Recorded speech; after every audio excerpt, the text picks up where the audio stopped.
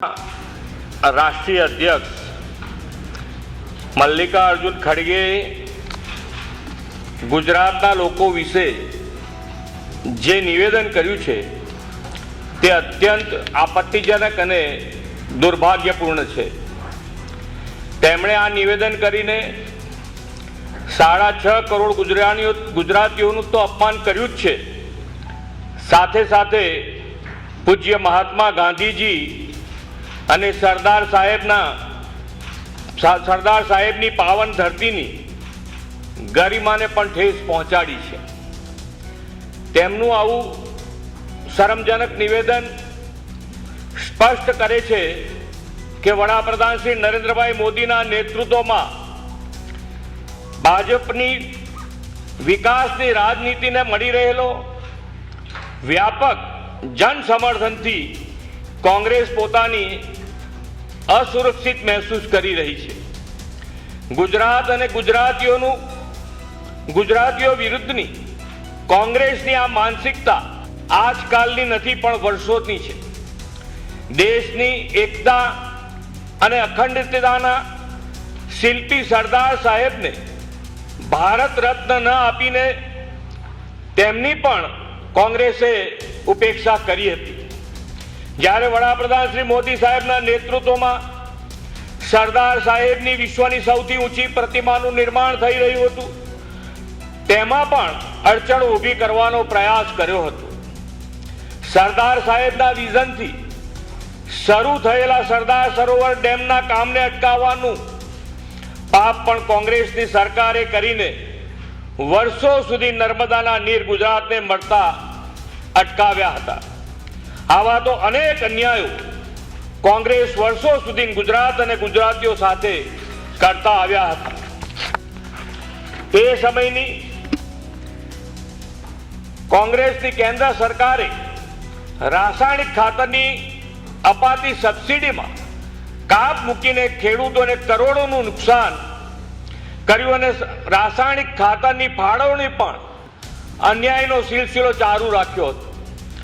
ખેડૂતોનો મબલક કમાણીની આશા હતી ત્યારે રાતોરાત કેન્દ્ર સરકારે કપાસની નિકાસબંધી ફરમાવી અને ગુજરાતના ખેડૂતોને મોટું નુકસાન વેઠવાનો વારો આવ્યો હતો।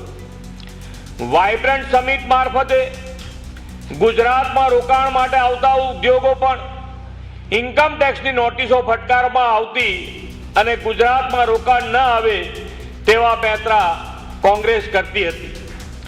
કેન્દ્રીય નીતિ નિયમના કારણે ગુજરાતને કોલસો દૂરના રાજ્યોમાંથી મોંઘા ભાવે ખરીદવો પડતો હતો। ગામે ગામ ગેસની પાઇપલાઇન નાખવાની કામગીરીમાં પણ તે સમયની કોંગ્રેસની સરકારે રૂકાવટ ઊભી કરી હતી। કોંગ્રેસ પાર્ટીએ તો જવાબ આપવો પડે કે તેમની કેન્દ્ર સરકારે વર્ષો સુધી નર્મદાના ડેમની ઊંચાઈ વધારવાની અને સરદાર સરોવર ડેમ પર દરવાજા મૂકવાની મંજૂરી કેમ નહોતી આપી। આદરણીય શ્રી નરેન્દ્રભાઈએ વડાપ્રધાન તરીકેના સેવા દાયિત્વ સંભાળ્યા 17 જ દિવસમાં ડેમના દરવાજા મૂકવાની મંજૂરી આપી અને છેક કચ્છ સુધી નર્મદાના નીર પહોંચાડ્યા છે। આદરણીય શ્રી નરેન્દ્રભાઈએ ગુજરાતને કોંગ્રેસની કેન્દ્ર સરકાર દ્વારા થઈ રહેલા સતત અન્યાયની સામે જીત ઝીલીને રાજ્યના મુખ્યમંત્રી તરીકે ગુજરાતની અવિરત વિકાસ યાત્રાને આગળ ધપાવીને ગુજરાતને દેશનું રોલ મોડેલ બનાવ્યું છે।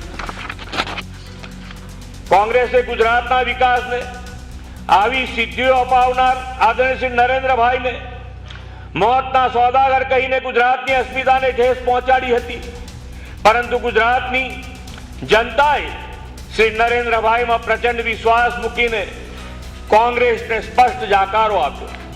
છતાં હજુ પણ કોંગ્રેસની ગુજરાત અને ગુજરાતી વિરોધી માનસિકતા બદલાઈ નથી। આદરણીય શ્રી મોદી સાહેબના વડાપ્રધાન બન્યા બાદ પણ કોંગ્રેસ પાર્ટીએ 50થી વધુ વખત અપશબ્દો કહ્યાના અનેક કિસ્સાઓથી આપ સૌ વાકેફ છો। શ્રી મોદી સાહેબે આટલું અપમાન સહન કરીને પણ વિકાસની રાજનીતિથી દેશને વિશ્વમાં પ્રતિષ્ઠાભર્યું સ્થાન અપાવ્યું છે। વડાપ્રધાન શ્રી તરીકે રાષ્ટ્ર પ્રથમ અને નાગરિક દેવો ભવના મંત્ર સાથે આગળ વધીને દેશને વિશ્વની ત્રીજી મોટી આર્થિક વ્યવસ્થા બનાવવા આગળ વધી રહ્યા છે. ગાંધીજી, સરદાર સાહેબ અને શ્રી મોદી સાહેબના નેતૃત્વમાં ગુજરાત હંમેશા રાષ્ટ્ર નિર્માણ માટે અગ્રેસર રહ્યું છે અને રહેવાનું છે. આજ ગુજરાતે કનૈયાલાલ મુનશી જેવા પ્રખર કાયદાવિદ, ઝવેરચંદ મેઘાણી અને નર્મદ જેવા સાહિત્યકારો, ડોક્ટર વિક્રમ સારાભાઈ જેવા મોટા ગજાના વૈજ્ઞાનિક, ત્રિભુવનદાસ અમીન જેવા સહકારી અગ્રણી, ડોક્ટર H.M. પટેલ જેવા અર્થશાસ્ત્રી અને પ્રથમ બિન કોંગ્રેસી વડાપ્રધાન શ્રી મોરારજીભાઈ દેસાઈ જેવા વિરલ વ્યક્તિઓ દેશને આપ્યા છે. આજ ગુજરાત દેશના જીડીપીમાં 8% વધુ યોગદાન આપે છે. ઔદ્યોગિક ઉત્પાદનમાં દેશમાં 17% હિસ્સો ગુજરાતનો છે. ગુજરાત એકલું જ દેશનું 40% કાર્ગો હેન્ડલ કરે છે. દેશના ફાર્મા માર્કેટમાં ગુજરાતનું યોગદાન 30% અને નિકાસમાં 19% છે. દેશની રિન્યુએબલ એનર્જીમાં ગુજરાતનો હિસ્સો 16.50% છે. ગુજરાત આજે ડાયમંડ, કેમિકલ, ટેક્સટાઇલ જેવા ક્ષેત્રોમાં લીડર સ્ટેટ છે. ગુજરાતે ગિફ્ટ સિટી સ્થાપીને રાજ્યને દેશનું ફિનટેક કેપિટલ બનાવ્યું છે.